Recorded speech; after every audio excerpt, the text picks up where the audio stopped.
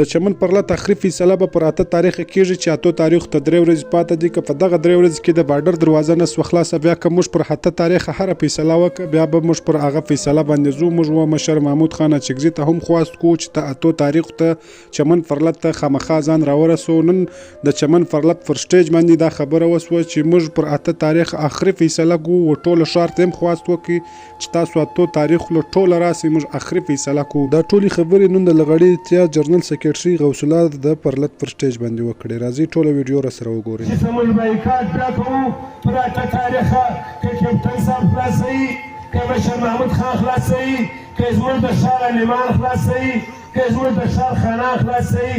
8 تاریخ ته دې زموږ فیصله ژر تر ژره خلاصه کړي. که نه سوه خلاصه، زما دې په خدای سره قسم وي چې که وینه وي، که سر وي، که هره خوا وي، موږ قسم په خدای پر دې روډ ورته کښېږدو، پر دې بارډر پر ډیورین کرښه باندې به ورته ایږدو. موږ به په ښار په وطن کې نه ورته ایږدو. بیا که د بلګېډې ټانګونه راباسي، بیا که ډیسي ټانګونه وو، توپکانو اصلي راباسي، بیا د دوی بسم الله کې زموږ به ډبرې وي، د دوی به توپکان وي، د دوی به ټانګونه وي. 5 میاشتې پرس ولې دوی پر دې روډ باندې ناست دي او دلته موږ ته د صبر ګولۍ شروع دي. دلته روژه راورسېدل چې کومه خبره فیض محمد وکړل د 8 تاریخو ده، دا زموږ اعلان دی. که څوک خوابدهیي، که څوک شکهیي، موږ بالا نور طاقت نه لرو، نه موږ نور توان لرو. دلته مشر محمود خان هم دا اعلان وکړي. اوس د مشر محمود خان سره موږ یوه ګیله کوو، یو غوښتنه جوړ کوو چې 8 تاریخو ته دې ځان راورسوي چې د اول د واره باد ته زه لاس ورچوم، زه به در مخه یم، دا ولس به راپسي. نو موږ به مشر محمود خان ته دا وایو چې 8 تاریخو ته ځان راورسوه. بیا موږ به دا فیصله کوو چې دلته په ښار کې به نفرت نه جوړوو، دلته به په ښار کې ورونه نه لګوو. دا زموږ د پښتنو ښار دی، دا زموږ د اڅکزیو د نورزیو وطن دی. موږ به د دې د مور باړو، د دې د مور چادران مدران ټولوو. دا به نه کوو چې بیا به خلک موږ د پښو نیسي، یا به خلک موږ ته د صبر ګولۍ راکوي، یا به دوی موږ ته دا وایي چې 5 ورځې لاسا ونیسئ، 6 ورځې لاسا ونیسئ. دا زموږ اخره فیصله ده. زموږ ملګرو آل پارټیز لغړی اتحاد به ټوله په دې کې شانه په شانه سره ولاړ وي، او که څوک نه وي ولاړ، بلکل د دې وطن دښمن دی، د دې وطن قاتل دی.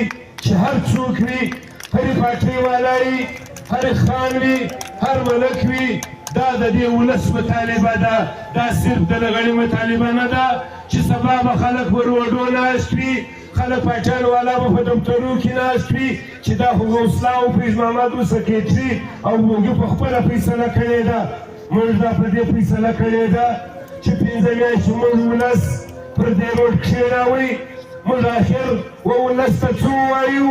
موږ به دې وطن د اڅکزیو د نورزیو سپین ږیرو ته څه ووایو؟ موږ یې وکشي ته څه ووایو؟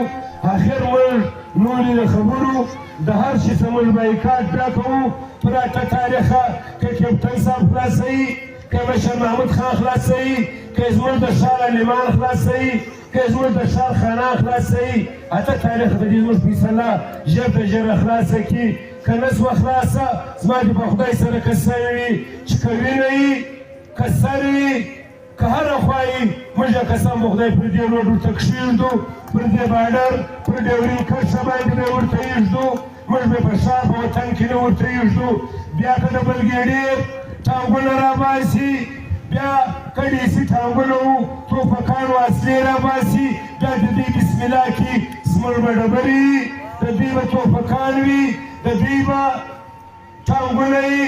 دا تېر کښتون پر موږ باندې ټانګونه راووتل، زموږ پر بچیانو ټانګونه راووتل چې زموږ په کشتیانو پرې ټانګونه ځغلول.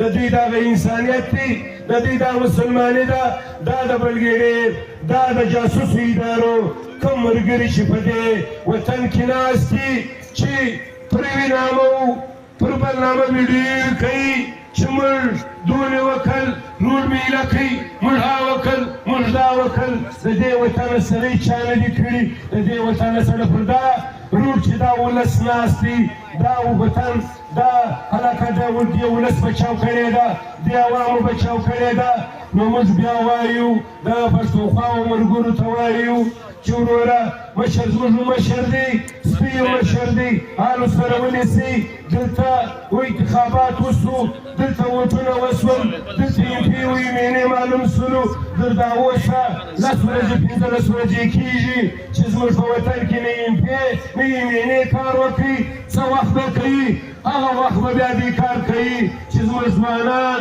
دلته لاشونه پراته وي زموږ ځوانان زخمیان پراته وي بیا په هغه ورځ هم د دې خلکو کردار نه غواړو بیا د دې خلکو تعاون هم نه غواړو که MP که میینې که بل څوک چې به ځان ته زورور وایي بیا به موږ د زورور په سترګو کې سترګې وراچوو بیا به موږ به زورور ته په کلکو ټکو جواب ورکوو که څوک ملګرتیا کوي خو بس د پراته تاریخه دي ټوله ولس ټوله د چمن ځوانان راووځي لغیان خو هر وخت تیار دي او صرف د چمن هغه چې بایډر راوستل و هغو ځوانانو ته زما دا خواست دی چې موږ به بیا اخري فیصله کوو بیا به پر دې وطن پر دې علاقه باندې ځوانان په شهادت روان نیسي بیا به دوی موږ ته دروازه راخلاصوي بیا موږ دا ورته وایو ریاست ته هم وایو بلګېډې ته هم وایو چې ولکه بیا تذکیره د ښکاره کړو یا شناخته کارت د ښکاره کړو که زموږ د ځوان یو بچه ونیسول که په شرافت خلاصوې د دې وطن بچي ته ګورې پر شناخته کارت تذکیره اجازت ورکوای سې خو اوس یې خلاصه کړه که زموږ د ځوان یا د سپېړلي یا د کوچني ګوته ونیسول بیا ولکه په دې چمن کې و چاته یا تذکیره ورښکاره کړو یا شناخته کارت ورښکاره کړو ملګرو ټیم کم دی د معلوماتو دپاره زموږ سنګري نیوز در سره فالو کړئ